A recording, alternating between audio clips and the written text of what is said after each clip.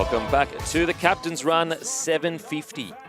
Allianz Stadium, Sharks v Cowboys. You can hear the game live on SEN. Sharks team news, Ramian is listed in the reserves as he attempts to recover from an ankle injury that kept him out of the clash from Melbourne. Otherwise, no changes to the side that got beaten by the Storm last weekend. Cowboys team news. The Cowboys will also go unchanged after their win over the Knights last weekend. A slight hiccup in preparations, though. The NRL forced to save the day with an emergency charter flight after 2 commercial flights to Sydney from Townsville on Thursday. Didn't have enough space to accommodate the whole squad. I'm hearing they just gave Smithy a call and said, mate, can we borrow one of your planes? I thought it was Jonathan Thurston. Mate, he's got a whole airline up there. Oh, Thursto, come Apparently. on, mate. Help the boys out. Jeez. Mate, seriously. Oh, man. Come on, man. Former captain, premiership player. Too busy What's playing doing? golf. Too busy playing golf. No, he actually is. The winner will face Panthers at Accor Stadium next Saturday night. Smithy, how do you see this one panning out, mate? I think there's going to be a cracking game. Sharkies, of course, they're looking to bounce back from that poor performance against Melbourne. We all know that they're a better team than what they showed us, okay? A couple of factors from last week. Melbourne Storm, red hot. Sharkies looked a little bit nervous early, but they kept themselves in the game. That's the thing that's... Look, I'm going to go Sharks, okay? I think Sharks only because they kept themselves in the fight against Melbourne. Now, I reckon the work that they did early, like Melbourne Storm didn't make... We haven't mentioned this yet. Melbourne Storm didn't make an error until the 45th minute of the match. Far out. 45th minute, Kempy. They did not make an error, okay? And I think for the entire game, they had 2 incompleted sets. Yeah. So it was like 96 point whatever % completion rate. Unheard of. Yeah.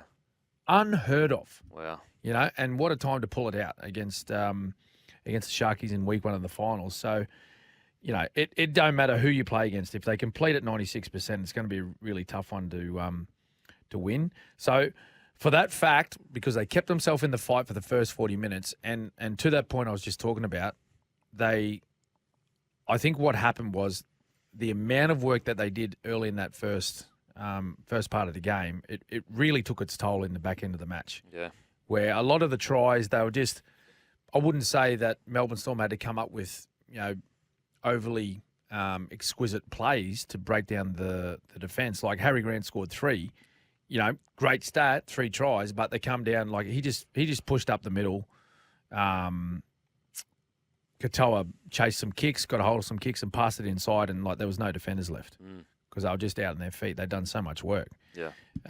You know, so I think given that they stayed in the fight for half the game and they played poorly. They played nowhere near their best. All right. That's why I feel as though that they can, if they turn it round, that they can win this game. And looking at from the opposition, you know, and I've got to say this from a point of view where I've actually got a little bit of a soft spot for the Cowboys.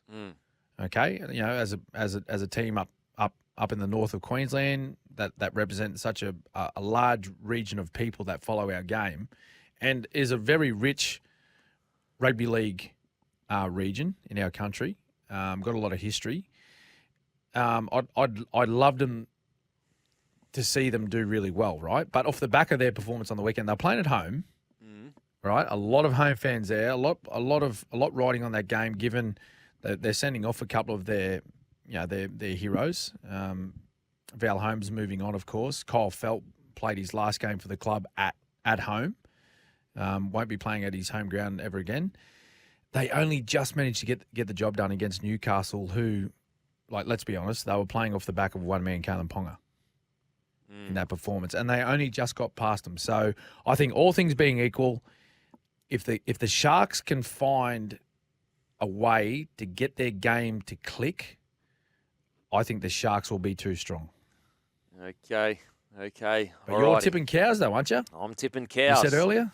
Yep, I'm tipping cows. Now, initially, I tipped the Sharkies because I genuinely I agree with a lot of what you've said. You know, the score doesn't reflect it, but the Sharks actually showed a lot of ticker to be in the game at halftime. You know, I actually remember watching the press conference with Bellyache saying he was about to walk in and give his team a spray after that late try. The Sharkies, because he basically said, like, how the hell are these guys close to us? We've dominated the whole half. Yeah. And then he basically said he reset and kind of didn't do that and started focusing on the second half. And so I think people forget 60% possession was given to the Storm. I tell you what, I don't think any team's getting close to the Storm. No. You know, maybe Penrith might be able to get close, but they're still probably losing against 60% possession. Yep. So there is that. I for sure see that. However, I just think the Cowboys, with the roster they've got, and when they get rolling, they are so hard to stop. And I think that their attack might be a bit too much for the Sharkies to handle. Okay. And I do think, I agree with you that they struggled for a period there against the Knights. However, the Knights' defence is actually one of the better defensive records in the competition. Yep. And when the Cowboys actually had the opportunity to put the Knights away after half time, but they just made some errors attacking the try line of the Knights. And if a few different things went their way, for example, Reece Robson dummy out of dummy half where he just fell short and then he knocked the ball on. Just a few little details. If it went their way, I think they put the Knights away pretty early in that game. And so I just think a few little tweaks here or there, and I think that the Sharks roster, you know, we spoke about the Bulldogs versus Manly. We spoke about how the big stars stood up in the moment. And I just think with the roster that the Cowboys got, when the moment arrives, I think they might have too many superstars that'll take advantage of that. You know, especially like a guy like Dearden, who has already proven in big games he can nail it. Yep. Robson, Origin player as well. Drinkwater, you know, he can get points from anywhere. Val Holmes, Taulagi, Feltz is in like near career best form, which is crazy. Then you've got guys like Hilam Lukey, who is just getting better and better.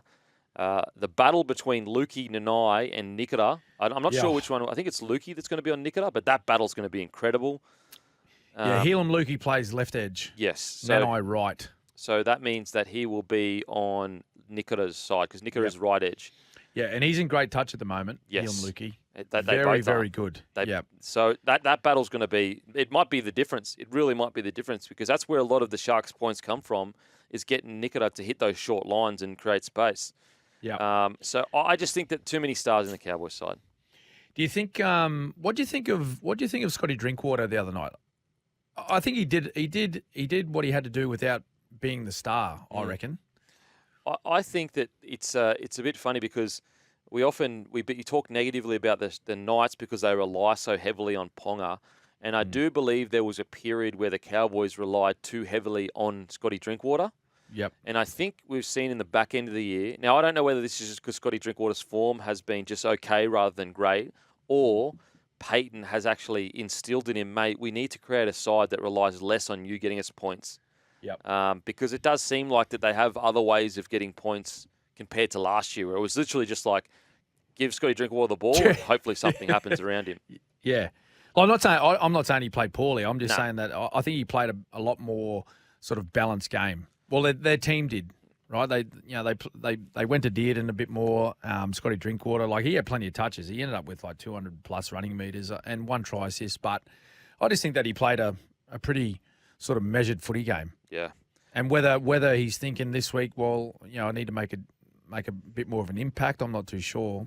You know, if they're thinking, you know, if they need more points or they need points earlier, not sure. But yeah, just wondering how they're going to combat Drinkwater if he's in that mood. Yeah, I mean, yeah, absolutely. If he's in that mood where he's getting good ball and he's making the right decisions, it's all about decision making with Scotty Drinkwater because the skill set's there. It's just sometimes that he can go for the big play when the conservative play is on, and it's finding that balance. I remember actually speaking to Scotty Drinkwater on the captain's run earlier this year. Yeah, and it was something that Toddy Payton had really tried to get. They didn't want to take away the edge Drinkwater had, but they also wanted to make him making the right decisions in the right field position as well. Yes. Time and place. Yes, absolutely. So, mate, I actually think like Roosters Manly is going to be good, but for me personally, the game of the round is the Cowboys versus the Sharkies. I think I put it this way. I think the Sharkies are going to kind of put out. This is their grand final. The Sharkies. Obviously they want to go to the grand final and potentially, you know, do something great. However, I think that for them, it's do or die. They'd rather get this game, just win it, and then anything else after that is just a bonus. Yep. Yeah, big game for them. plenty's been said about their footy side and a couple of individuals already after that loss to Melbourne. They need to bounce back, and they need to bounce back in a big way, mate. It's as simple as that. Yep. Simple as that. All righty, we're going to take a break. After the break, we've got Roosters v Manly. With Cameron Smith, I think that just repeated itself. I said it twice. It's all good. Roosters versus Manly, Saturday, 7:50, Allianz Stadium. Roosters team news. Wadira Hargreaves returns from suspension with Nat Butcher moving back to the bench. Victor Radley is named on the extended squad and is an outside chance of returning from a fractured scapula he suffered in round 26. Manly team news. Manly unchanged side from the team that defeated the Doggies. What do you reckon, Smithy? Oh, another big one. Roosters, they get the 8-day turnaround, so they're going to be fresh. Very fresh compared to 6 for Manly. So, but, no excuse. That's just way the cookie crumbles, and you've got to get out there and just do your best. They got bashed up a bit, didn't they, Manly? Oh, yeah. Physical game. Yep. Physical game against the Doggies. So I think this week, as much as your on-field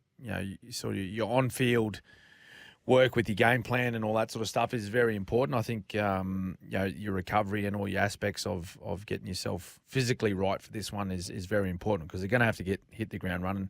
Roosters, I think they would have learned a lot out of that game against Penrith. Really weren't up to scratch in the first 40 minutes. They got caught in the blocks, and Penrith too good. So I can't see the Roosters making that same mistake again. And then especially like big boost with JWH back. Huge. Talking about fresh. Oh, mate, he's played 2 games in 7 weeks. Yeah.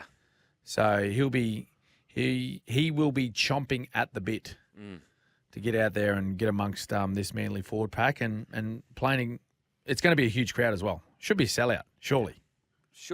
Saturday night, Allianz. Saying that, Roosters, do they have that many fans? I'm not sure. Ooh. Hang on a minute.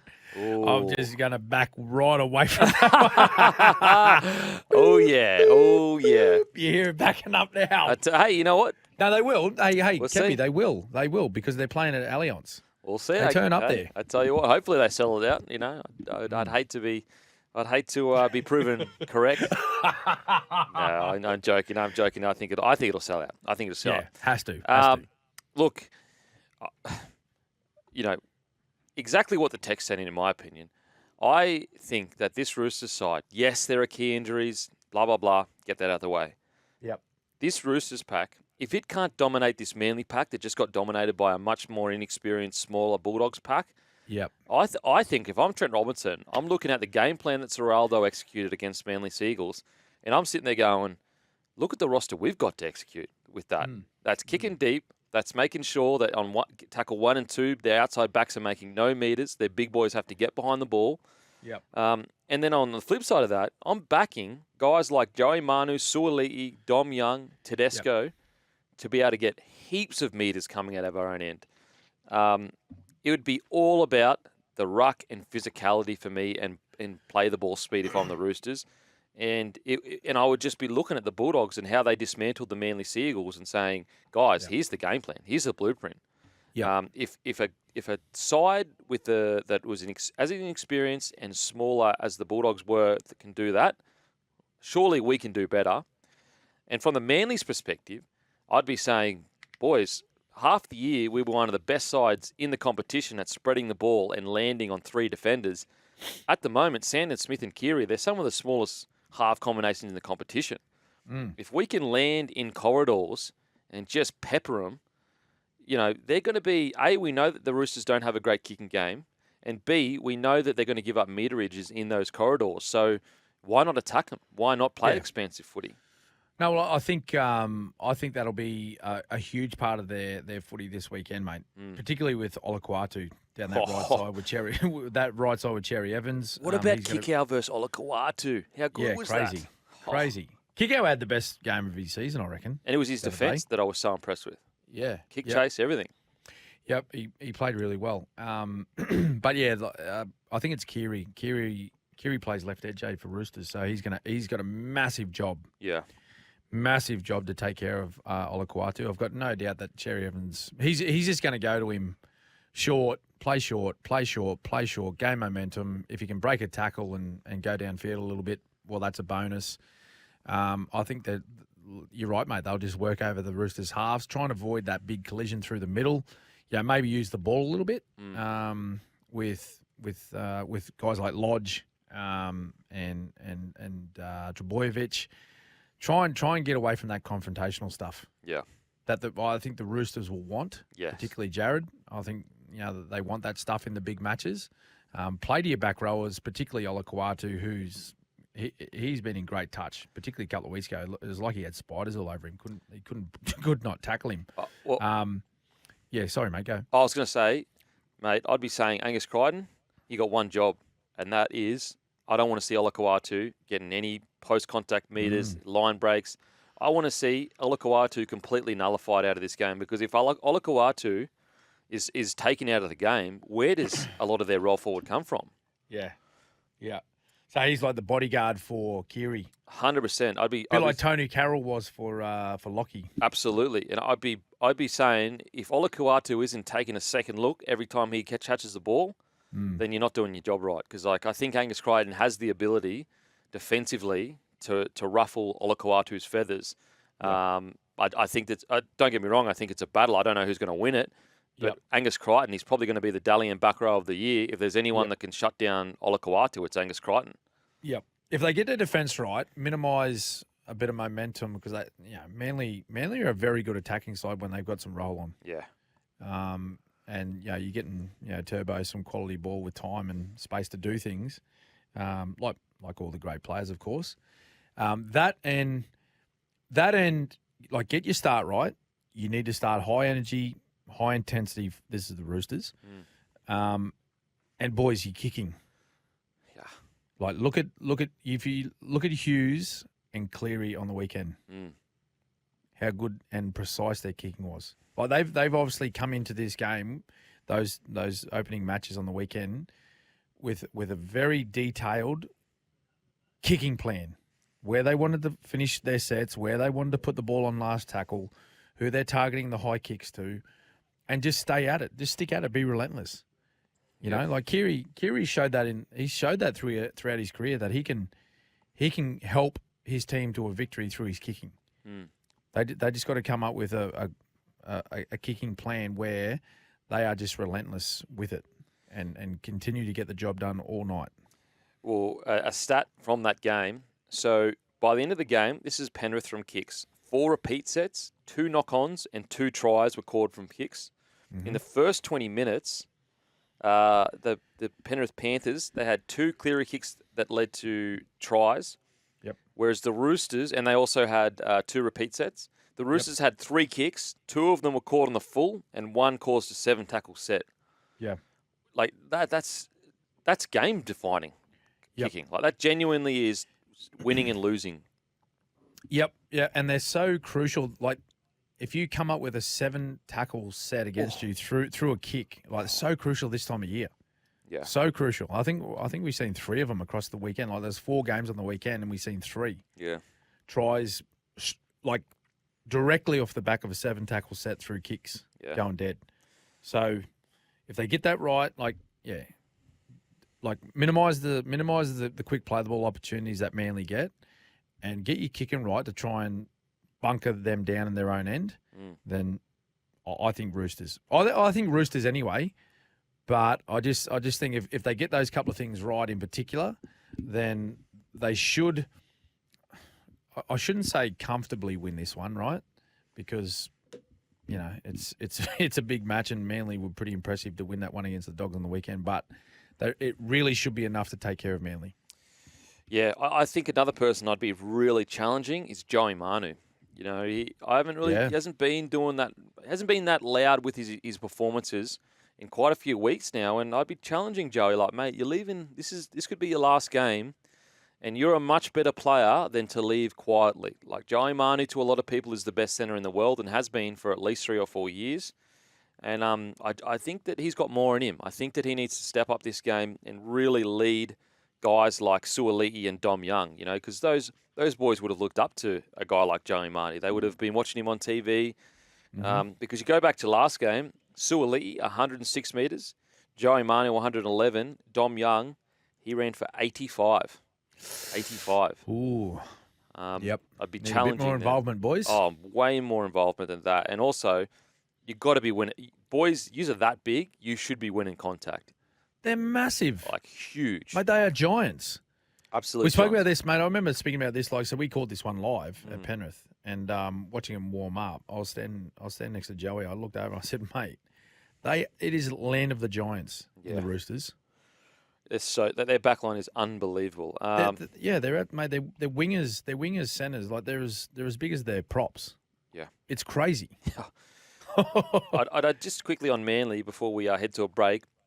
First of all, I'd be sitting Lehigh Hop Whitey down and just say, mate, don't even think about it. That game is done. Yeah, just wipe it from your memory. And I'd also be saying, look, just take the conservative option first for the first half. And what I mean by that is that if you get a ball on the edge, I know during the year it's been working for you, where you've been making a little bit of breaks, where you've been sneaking down short sidelines and all that kind of stuff. We just need you to get to the deck. Don't get bundled out. Just take the easy option first and build into the game. High percentage plays. Yep. Especially in finals footy, because you just can't. Like in season footy, you can afford to get away with that kind of stuff. I made a couple errors, but we ended up winning. Finals footy, they're making you pay every single time. Yep.